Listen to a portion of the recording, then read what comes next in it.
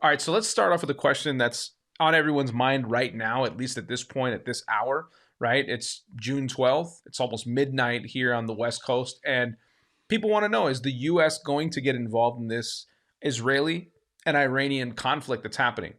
And right now, the official answer that's coming out of the Trump administration is no. They're saying Secretary of State Marco Rubio was quick to the podium, saying that the U.S. had no involvement in or assistance with Israel's latest strikes against Iran. And so that's the formal line right now. Well, there was no involvement, which that's what he's claiming, but they were aware of it and they were warned about the attack. Yeah, and here's the reality to it, right?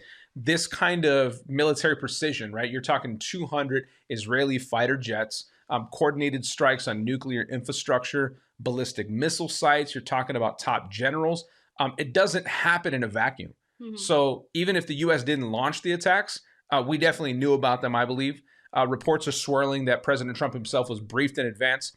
And if that's true, then it means that our highest levels of intelligence and military command were at least in the loop because we started evacuating a bunch of our troops and military personnel from the Middle East out. Mm-hmm. And Trump was walking with Melania, off the lawn there at the White House and said, they were like, hey, why are you evacuating? He says, you'll find out. Wow. I just think right now that America is just dealing with so much. We have the protesting that's going on in different states right now. We also have our National Guard and military service that are already here being busy. And then now dealing with something like this that I believe that America should not have any part in. Yeah. As we are dealing with our own issues here right now on America's soil. So as chaotic as things are right now, Joey, I honestly just think that I agree with Donald Trump not being a part of it for this time being. And I think already we kind of seen what happened with the wars and with the, well, not wars yet, but what could possibly become a right? war. Yeah, absolutely. But we've already seen a lot of innocent lives. We've seen children being impacted on both sides. We're seeing innocent civilians being impacted. And again, if you just went online and have seen on X what was being released, I just think that it's something that right now America should just focus on what's taking place right here, which is this big protesting that is just destroying cities, destroying businesses, as well as, causing havoc around, around the cities. It really is. And I think you're absolutely right. And we're going to tap into that because I think that's a crucial aspect, especially with what's coming up on Saturday. But I think as we kind of wrap up this segment, I think this is where it kind of gets sticky because Iran, isn't splitting hairs. They've already declared that the U.S. will be held accountable for enabling Israel. So they're saying, hey, regardless if you had involvement or not, we believe that you enabled them. Therefore, we're holding you directly accountable. So that means that every American base in the region, every embassy, every outpost, and every commercial interest is now on high alert. And on a deeper level, okay, this isn't just about Israel's war. Iran's leadership views this as part of a broader Western campaign to crush the IRC, right, the Islamic Republic. So whether or not we fired the missile, we're already in it, at least in Iran's eyes. And so will the U.S. then get involved, right? We're already here. The question is, how deep will it actually go? Man, once again, you're just looking at a lot of issues that are arising, and people are just trying to not only just deal with what they're going on in their personal life, just make sure they have a safe environment for their kids, keeping their kids protected away already from everything that's going on the outside. So just a lot of things to consume right now that I think a lot of people are just either wanting to turn the news off because they just don't want to consume this. A lot of people need to stay up to date actually on what's going on around you and what's going on near you, because once again, we're seeing the protests that are starting in cities near you now. But with something like this, I guess people maybe can't grasp how deep this could be and how concerning this could be to America. So Without maybe question. if you could break that down, because I'm still thinking about the whole protesting and I have my personal issues right now what's taking on with the protests that I would like to talk about. But if you can go into details on why this is concerning to people who are not who are not up to speed on all this, right. On everything. Yeah. Excuse me. On the geopolitical landscape and whatnot. And I think it really lends to, like we mentioned here, hey, even if we don't get involved, we're already seen as being enabling and an enabler and responsible to some degree for this. So I guess the question then flips, not necessarily will the U.S. get involved, but how will Iran respond? And so I want to talk a little bit about that because I think this gives context to your question, and what you're bringing up to our viewers here is that Because it's already begun, right? Hours after Israel's planes basically struck targets in Tehran and Natanz, Iran launched over 100 drones towards Israeli territory, and it wasn't symbolic. These were retaliatory strikes, and they were meant to send a message basically that they're not going to sit back. And so I think that's just the first wave if I'm really looking at this from that militarized landscape and perspective, just seeing what's happening in the region. It's going to just be the first of many waves. And so what's coming next, I think, could be far worse. Now, Iran's Revolutionary Guard is without, its two most powerful commanders, General Hassan Salami and General Mohammed Bagheri, I believe his name is. And this was a decapitation strike by Israel. And when you kill generals of a military, of a nation that has some type of strength to it, you're not only just attacking infrastructure. At this point, you're challenging the very spine of the regime. So Iran's supreme leader, the Ayatollah Khamenei, has already made a public vow of revenge in all of this, and he's calling the strikes not only a grave crime, but he's invoked international law and religious duty as justification for escalation. So now he's invoking the Islamic world as a whole and the Islamic Brotherhood of all these various places. That's what makes me think, could it be possible that we're in a multi-tiered type of response situation, right? Proxy attacks from Hezbollah and the Houthis. Yeah. We could see cyber attacks on Israel or the U.S. systems. Just today, for instance, AWS, Amazon's server system basically got knocked. Wells Fargo got hit. There was like 35 other major corporations that got hit with massive cyber attacks as this was taking place. So, and I think the most dangerous aspect, Kat, is the domestic infiltration of terrorist plots abroad, right? So this isn't going to be, I think, a clean back and forth. This is going to be ugly. It's going to be asymmetric and designed to create maximum fear. And Iran knows it can't beat Israel or the U.S. in an outright brawl. So they're going to do guerrilla-style warfare. They're going to be very strategic in the way that they move. And so I think when we're talking about riots upcoming here, especially for these No King's Day that's popping up on Saturday, you're probably going to see not really whether Iran's going to respond, but how are they going to try to integrate and basically hijack some of those things, including Saturday's events. And with the No King's Day, can you explain what that is for anyone who is not understanding what that is? Yeah, absolutely. So if you haven't been paying attention, there's these No Kings riots, and it's kind of a segue to what we saw in LA and about 30 different cities across the U.S. just in the last week, right? Yeah. ICE operations went into LA. They began to go after these people who were illegal criminals. They actually targeted initially 150 illegal criminals. Through that operation, there was Soros-backed money. They were actually paying people through Craigslist and Reddit to get agitators and protesters to come out in the day and protest peacefully, but at night incite crime, blowing up Waymo vehicles, targeting federal buildings, federal agents. And so now, after that soft pull, there's kind of a calm before the storm, because on Saturday marks Donald Trump's 79th birthday. It marks Flag Day, and it marks the 250th birthday of the U.S. Army. Wow. And so on this day that was already meant to be this huge parade in Washington, D.C., where they've brought in all this military personnel, vehicles, these people are hijacking this day, and across the U.S., to take attention away from it, are going to have this No King's Day riot to go against Trump. They're saying he's a king. He's trying to act as a king, trying to have this powerful rule over the nation and boot people out and call shots. So we're going to go against him. And it's really just a deep state effort to try to dismantle what the American people mandated in their vote back in November.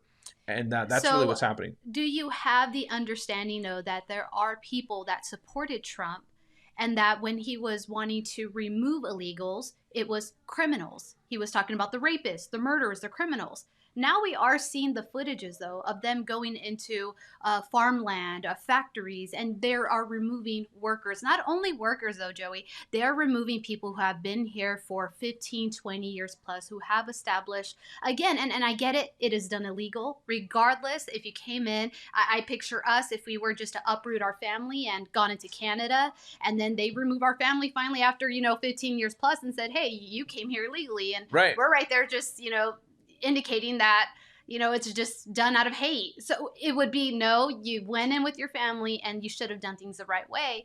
And again, yes, people have been waiting in line, and I totally get that. But then again, you are seeing these videos where yet it does something to you emotionally to have the understanding, well, wait a minute, these are hard working people. These are people in the hotel business. These are people who not only come in and they're great workers, and you think about construction workers, these people play a huge role Critical to role. United States itself, Right. businesses itself.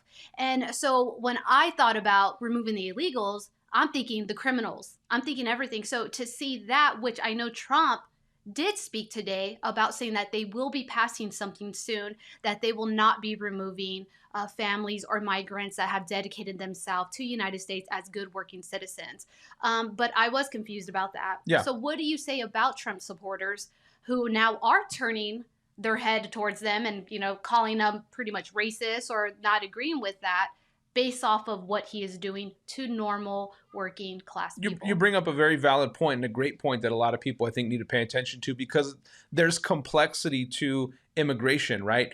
Again, like you said, Trump had basically stood out and said, look, we have to change something about this immigration policy with respect to people who have been here 20, 25 years.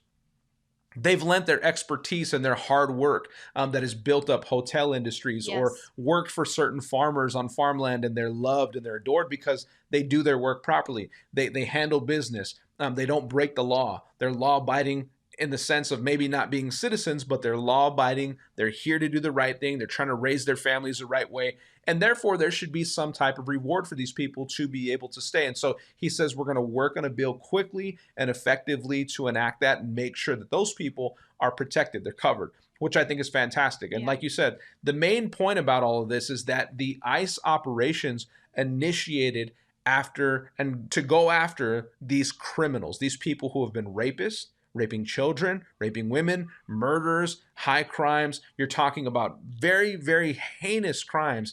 And these people have come in. Many of them have actually trafficked children across the border to make it look like they have family with them just to be able to get in. But the bottom line is that those are the people that Tom Homan and others, with respect to those authoritative figures, have been able to say, we're going after these individuals. And so the narrative has tried to be reshaped by those who are in opposition to Trump and what he's trying to do to keep America first. And I think it's important for us as citizens to be able to understand what's happening and to continue to support our leaders and that complexity that's happening. But I think ultimately, going back to your initial point about the No Kings protests and what's happening, they're trying to hijack this situation of these ICE operations that the American people mandated when they gave their vote and they cast their vote in November of 2024 to say, yes, we want protections. We want our border cleaned up. So it's just key for people, crucial to understand that this Saturday, right, these protests that are being organized under the banner of No Kings across these several major U.S. cities, we're talking about from D.C. to Phoenix, L.A.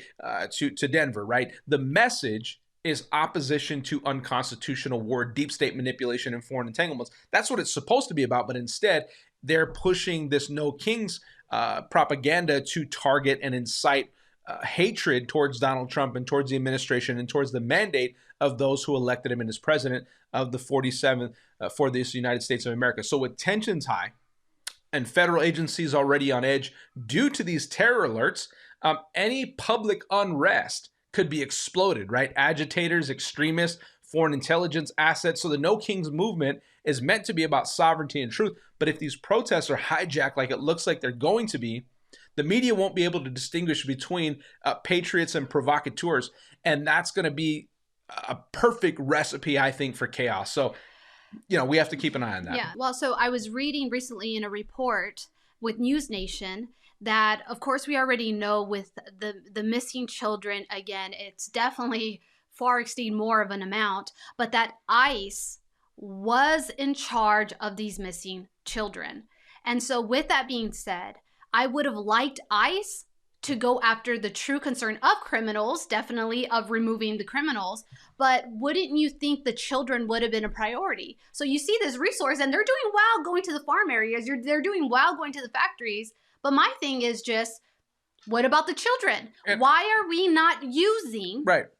the ICE to go after the missing children? Absolutely. And that's where my issue lies at, because I think far more, the whole point of voting for Trump on my end was that Tom came in claiming what he was going to do for the missing migrant children. And we are not talking about it. We're seeing the protests going on, and we're seeing everything, going on around us that news is covering, but nobody's talking about the missing children. I always go back to it. Every single time that this starts surfacing the news, something ends up taking over. And I said that. And guess what's going to happen? With ICE deporting people right now, guess what's going to go missing too? Children will be coming separated too as well from their parents, possibly. And then also, and another amount of kids are going to be missing. So if you're moving children around, and who knows where these kids are really going. So that's the issue that I have, is my focus would have been more on the criminals, but definitely the children, why is nobody focusing on the missing children? Well, and here's the thing is, I believe, because this is some intel that I've heard from sources saying that there are internal operations that are more ghost operations in terms of being able to identify where these children went. And the reason I say that is this: the ICE operations under the Biden administration, or Autopen, or whoever was in charge while Biden was in office, because it obviously wasn't him, they went and took great and desperate measures to ensure before the transition of power over to Trump and his administration that they were able to clean house, if you will, hide things, consolidate things, move things away, and basically destroy paperwork, destroy targets, destroy various things that would have given blatant evidence and information to identify where these children are, what took place, at least to give them crumbs. And instead, that stuff has been destroyed. So Trump's administration has come in, and even though it's these same agencies, if you will, they're having to start from scratch because of the way that the systems were wiped clean. And it's absolutely devastating. That just lets us know, America, we're not going to know what happened to the missing children. We're not going to know what happened to the toddlers, the 5-year-old, the 6-year-olds, the preteens, teenagers. We're not going to know because information was erased. There was no social security number. There was no birth certificate. There was no tracking at all. And once again, we could see that they were given to sponsors that didn't have any addresses. There's reporters going to areas that children were dropped off at, not just one, not two, but dozens of kids were dropped off at, and it's abandoned buildings. So we already know, sad to say, the outcome of possibly where these kids are at. And right now in this whole chaos, there's just so much going on. Again, with the protesting, with what's going on with Iran right now. And it's just a lot to consume. And it's ultimately, I think, when you see all these actions and activities taking place simultaneously, it's usually a distraction to cover up whatever really is the intended plan in the background. And so I say all that to say this. For going into this weekend, okay, especially here in the U.S., terror watch on U.S. soil. Let's not kid ourselves. We want to prioritize the children. That should be number one. We want to prioritize all these other things. We're looking at this Israeli conflict. We just looked at all these LA riots. Now we're coming up to this No Kings thing. All these events are basically focusing and coming into a single focus, into a single place. We're under threat here at home. And I think we have to be understanding of that. And DHS has quietly raised the national terror threat level. Airports are tightening up security. Major metropolitan areas are activating, internal alert systems. And word from high-level sources that federal agents are tracking possible Iranian-linked proxy networks operating inside the U.S. borders. And you heard that right. Well, how funny. What Biden administration allowed over 10 million people in. I could only imagine right now what's hidden within America. So if anything, I should go ahead and have been focused on finding the terrorists, finding the threats, finding everything. And it's just, again, we have the can't do that, though.